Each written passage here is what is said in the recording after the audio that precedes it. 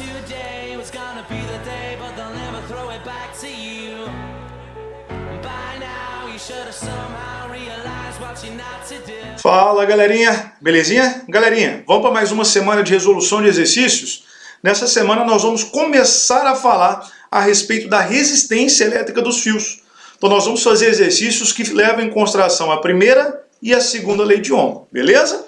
E a primeira questão que eu quero resolver com vocês é essa aqui da Federal de Santa Maria, que traz uma chargezinha aí, gato mata homem, né?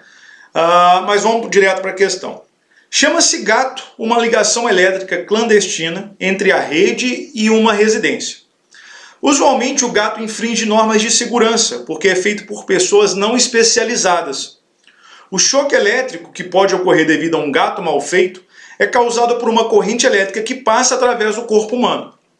Considere a resistência do corpo humano como 10⁵ ohms para a pele seca e 10⁵ ohms para a pele molhada. Se uma pessoa com pele molhada toca os dois polos de uma tomada de 220 volts, a corrente que atravessa em amperes é... Então vamos lá. Então a primeira coisa que a gente vai fazer, pessoal, é o quê? Coletar os dados do problema. Tá? Então eu tenho aqui a tensão que ele vai encostar. Essa tensão equivale a 220 volts. E ele está levando em consideração que essa pessoa está molhada. Então ela tem uma resistência que é de 10⁵ ohms, ou seja, 1000 ohms. E ele quer saber então qual que é a intensidade de corrente elétrica que vai passar por ele. Para a gente determinar essa intensidade de corrente elétrica, nós vamos utilizar a primeira lei de Ohm, ou seja, U é igual a R vezes I. Então eu tenho aqui 220, que é igual a 1000 I. Então, ou seja, a intensidade de corrente elétrica ela vai ser igual a quanto? A 220 dividido por 1000, o que dá quanto? 0,22 amperes.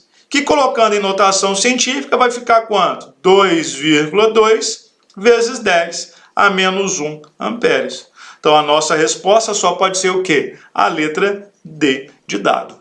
Belezinha? Pessoal, a nossa segunda questão também é uma questão da Federal de Santa Maria e ela fala o seguinte, ó. O gráfico dessa questão mostra o resultado de um experimento no qual foi medida a corrente elétrica em função da diferença de potencial aplicada entre as extremidades de 5 condutores produzidos a partir de 5 ligas metálicas diferentes, cujos resultados são rotulados de 1 a 5. Então aqui você tem um gráfico da corrente elétrica em função da diferença de potencial, e aqui você tem cada um dos gráficos aí representados, tá? E o que a gente vai analisar. Todos os condutores de tipo cilíndrico foram produzidos com os mesmos comprimentos e raios. A respeito desses condutores, é correto afirmar que... Então vamos lá. Primeira afirmação. Os condutores 2 e 3 são ômicos. Então a primeira coisa que a gente tem que fazer, nós temos que lembrar o que é um condutor ômico e o que é um condutor não ômico. Condutor ômico é aquele condutor que a resistência elétrica ela não varia. Ela permanece constante variando a tensão e a corrente elétrica proporcionalmente. Beleza? E a gente viu nos nossos estudos que os condutores ômicos, eles apresentam como gráficos linhas retas. E os condutores não ômicos apresentam gráficos curvos. Então, quando eu olho aqui para esses gráficos aqui, eu estou vendo que o gráfico 1, o 2 e o 5 são curvos. Isso significa dizer que eles são condutores não ômicos. Então, são condutores ômicos apenas o gráfico 3 e o gráfico 4. Então, com base nisso, vamos ler as nossas alternativas aqui. Então, de novo, pessoal, os condutores 2 e 3 são ômicos? Não, essa afirmação ela é falsa. O gráfico 3, beleza, ele é ômico, mas o 2 ele não é ômico, tá bom? Segunda afirmação, pessoal, os condutores 3 e 4 são ômicos? São. Então, os condutores 3 e 4 são ômicos. Como que eu sei disso? Porque os gráficos são linhas retas. Beleza? Isso é uma característica de um condutor ômico. Pessoal, olha a nossa terceira afirmação. O condutor 3 possui uma resistência que é o dobro do condutor 4. Aí o que eu tenho que fazer? Eu tenho que fazer uma relação matemática para ver. Beleza? Então eu vou pegar aqui, então, por exemplo, essa diferença de potencial aqui para os dois. Eu vou pegar a mesma diferença de potencial. eu vejo que para o condutor 4, quando eu tiver uma DDP de 4 volts, eu vou ter uma diferença de potencial, uma corrente elétrica, desculpa, que vale 4 amperes. Quando eu tiver 4 volts de tensão, eu tenho para o resistor 3 uma corrente elétrica de 8 amperes. Então a gente vai ter que fazer um cálculo para ver. Então eu vou pegar aqui, por exemplo, o meu resistor 3. R é igual a U sobre I. Então, ou seja, o meu R3 ele vai ser igual a quanto? Quando eu tiver uma tensão de 4, eu tenho uma corrente elétrica de 8 amperes. Então eu tenho uma resistência do meu resistor R3 que vale quanto?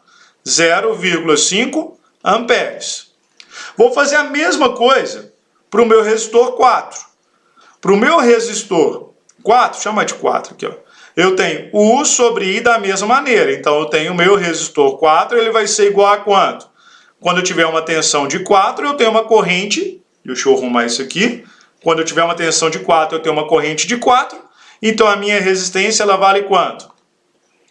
1 ampere. Aí respondendo a pergunta, o condutor 3 possui uma resistência que é o dobro do condutor 4? Não, é o contrário. Tá? A resistência do 4 que é o dobro da resistência do 1. Então essa terceira afirmação ela é o quê? Falsa. Beleza? Pessoal, agora olha a nossa quinta afirmação. Para o condutor 5, a diferença de potencial pode ser descrita como V igual a R vezes I, onde R é a resistência desse condutor? Falsa também. Beleza? Essa afirmação ela também é falsa. Por quê? Porque ele é um resistor o quê? Não ôhmico. Então essa relação que a gente usa aqui, ela não vale para esse condutor. Belezinha? Pessoal, agora olha a nossa última afirmação dessa questão número 2. Acima de 1 volt, o condutor 1 é o que apresenta a maior resistência dentre todos? Também é o quê? Falso. Por que eu sei que ela é falsa? Por que eu afirmo isso com tanta certeza? Porque quando você olha aqui para o gráfico, ele é o que apresenta a maior inclinação. Então, quanto maior a inclinação, menor é o valor da resistência. Belezinha? Então vai ficar o quê? F, V, F, F, F. Então, ou seja, a única afirmação correta, a única afirmação verdadeira é a segunda. Os condutores 3 e 4 são ôhmicos. Belezinha? Galerinha, a nossa terceira e última questão dessa semana é uma questão da PUC e ela fala o seguinte, ó. A chave de um chuveiro elétrico pode ser colocada nas posições fria, morna e quente. Quando se muda a chave de posição, modifica-se o valor da resistência elétrica do chuveiro. Indique a correspondência verdadeira. Aí aqui você tem as correspondências. Água morna, resistência média, morna, resistência baixa e assim sucessivamente. Então a gente vai fazer aqui os comentários com relação a isso. Então vamos lá, pessoal. Uma coisa que a gente precisa entender é com relação a essa relação que há entre a potência que está sendo dissipada e a resistência elétrica. Beleza? Então presta atenção. Quando a gente coloca o chuveiro na água fria, o que eu estou fazendo? Eu estou desligando a resistência, certo? Então eu desligo a resistência, então, ou seja, a água ela não aquece, beleza? Então, por exemplo, quando a gente tem aqui nessa opção água fria, resistência média, essa afirmação ela já é falsa. Por que eu sei que ela é falsa? Porque o certo é desligar a resistência. Então eu não tenho resistência à passagem da corrente. Beleza? No caso da água fria. Quando eu coloco na água quente, o que eu tenho? Eu tenho uma pequena resistência. Então a minha resistência ela é pequena, tá? Então, ou seja, eu vou dissipar muita potência. Beleza? Então quando ele fala aqui que na água quente eu tenho uma resistência alta, isso aqui também é errado.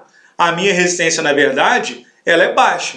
Então a minha alternativa correta só pode ser a letra A ou a letra B. Beleza? Aí no caso, quando eu coloco o meu chuveiro, por exemplo, na água morna, o que eu tenho? Eu tenho uma resistência média, ou seja, eu não tenho nenhuma resistência alta, o que vai diminuir a temperatura da água, e nenhuma resistência baixa, que vai aumentar a temperatura da água. Então a nossa alternativa correta só pode ser o quê? A letra A de amor. Belezinha? By now you should have somehow realized what you're not to do.